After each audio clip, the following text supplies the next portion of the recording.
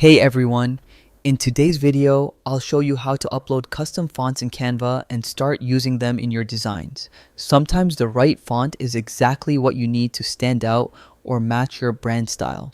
Let's dive right in. First, open a design in Canva. Then select a text box on your canvas. You can either click on an existing one or create a new text box to get started.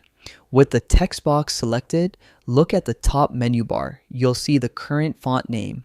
Click on it to expand Canva's font dropdown. In the dropdown menu, look to the top right corner for the option that says Upload a font. Click it. Keep in mind, this feature is available only with Canva Pro, so make sure you're on the correct plan if you don't see it.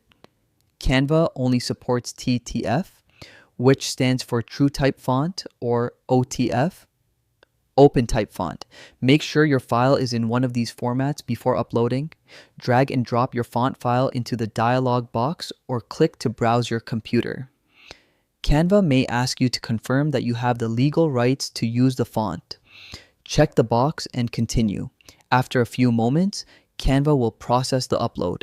Once complete, your font will appear in the font list under uploaded fonts.